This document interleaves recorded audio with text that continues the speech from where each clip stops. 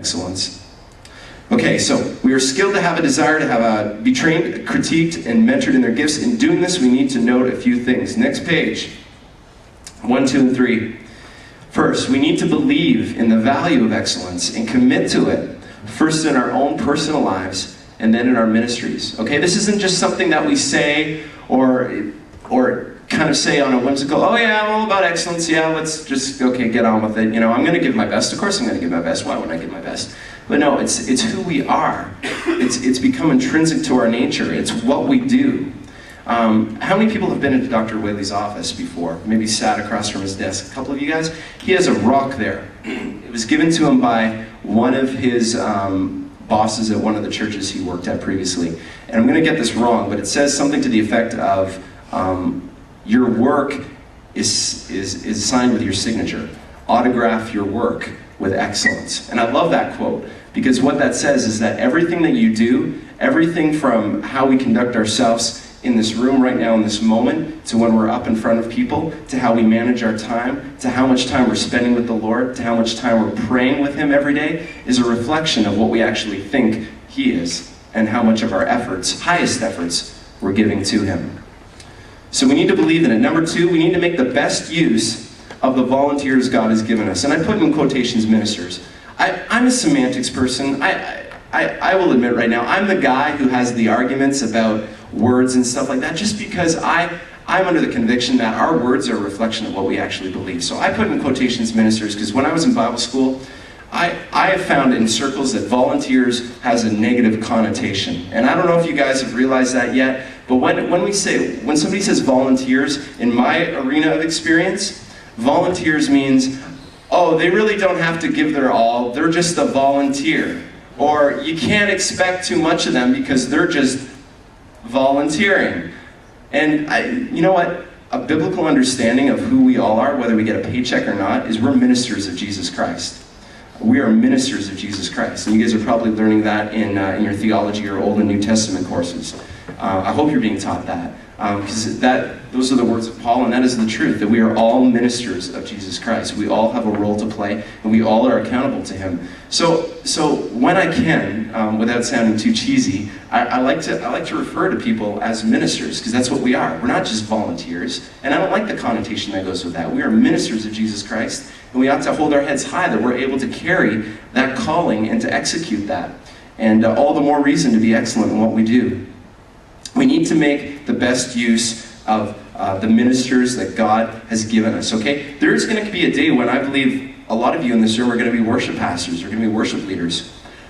You have to be excellent in how you place the people you are working with, and how you bring them onto your team, and how you pastor them, and how you equip them, and how you use them to lead your congregations in worship, okay? Number 3, we need to become discontent with what's, quote, good enough, and set measurable goals for growth both spiritually and musically, okay? We need to become discontent with what's good enough. You know what? If you've ever heard that terminology, good enough, I used to hear that a lot, man, when I was growing up, even as a kid. How many people have, like, you know, you've been doing the whole playing on worship team since you're like 11, 12, you guys have kind of grown up in the church, a wide range of you. I've heard it from people twice my age. Oh, you know what, it's 8 o'clock, we gotta get back to catch the game, and you know, what we got is good enough, that'll be good enough for Sunday. You know what, just get rid of that in your vocabulary. Don't ever use those words. Good enough, just get rid of it. Because you know what, when we're talking about the praises of Jesus Christ, I'm not satisfied with what's good enough. I want to give my absolute best.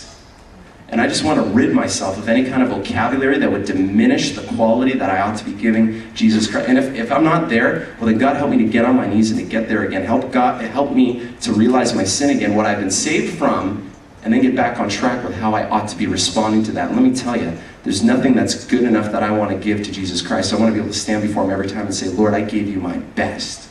And I hope that that's the cry of your guys' hearts as well. So back to the word. In the Old Testament, the Levites, there's your first blank there, the Levites were a tribe in Israel that God set apart as the worship leaders. In the Old Testament, the Levites were a tribe in Israel that God set apart as the worship leaders solely for the purpose of leading others into worship. They were skilled and trained. They were skilled and trained for these purposes. God has given us this model to show us that he is serious. Okay? God has given us this model to show us that he is serious about how he is worshipped and that excellence matters to him. Okay? Excellence matters to God. So much that he anoints and calls out worship leaders specifically for the purpose of ushering others into his presence. Did you know that the tribe of Levites were set apart? And God says, I'm going to use you for temple worship. This is what your purpose is going to be. You were set out to lead people. And you know what? In the same way today, God calls people. Do you know that the Greek word for church is ecclesia? And you know that? Does anybody know what that word means? To gather. Say it. To gather. To gather. Another definition? Called out. Who said that? Bang on. The called out ones. That's what ecclesia means. It means that we've been called out. And you know what? God has a calling on every person's life. And that's why Dr. Whaley talks about it so much. And I encourage you guys to be examining what the calling is on your life. And let me tell you, if you are called to be a worship leader, if you are called to be a worship pastor, I pray that excellence for Jesus Christ, for the sake of his glory, for the sake of who you are representing, would be one of the highest tenets that you abide with. Excellence is very important. Some questions to consider. Number one, who is your mentor spiritually and musically? Who is your mentor spiritually and musically? I wrote this underneath that. Something really, really good. If you're not doing this already in your life, hang out with people that are better than you. Hang out with people that are better than you. Hang out with people that are further along the road spiritually than you are. Let me tell you, that's a quick way to kind of cut down the pride in your life in a hurry. Hang out with people that are better musically than you are. I've been blessed. I've known somebody back home in Canada who I was under his mentorship. He's a well-seasoned worship leader. He's just finishing his PhD. He's taught on the subject. He's been a worship pastor for nearly 25 years. His name's Jody Cross, and I had the privilege of being under him directly for about 5 solid years. And let me tell you, the Lord dealt with me in so many different ways. And like, you want to get on the fast track for being a mature Christian, get a mentor in your life. If you can, get someone that's like double your age. Someone that's at the spot where you hope to arrive to. And the second thing is this: hang around people who are better musically than you are. Hang around people who are better musically than you are. I put people in my life, even people here on campus, David McKinney, Scott Bowman, Dr. Whaley, I hang around those people. I go to them with my questions, and I ask them questions. And I position myself at their feet, not to come off pious, but to realize that, hey, I might have something to learn from these people. And you know what? I probably do. And if I would just kind of button it up and listen to what they have to say, I could probably learn a lot and, in turn, lead other people and help be excellent in my worship as I lead other people based on what I've learned from them. So those are really 2 kind of little nuggets of wisdom that I've picked up.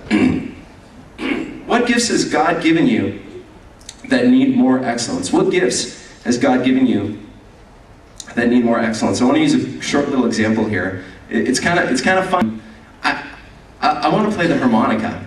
I want to learn to play the mouth organ, and it's a little personal to me. My grandfather, in my family, I don't look like either of my parents. I act exactly like my mom, but I don't actually look like any of them. But I have this great connection because my mom's dad, he died in 1992, but I definitely remember him. I think it was 9 or 10 years old when he died. But he played the harmonica, and that was my first introduction to music. And I'm like, oh man, that's such a cool thing. Look, he puts it up on his lips, and he can make it make noise and whatnot.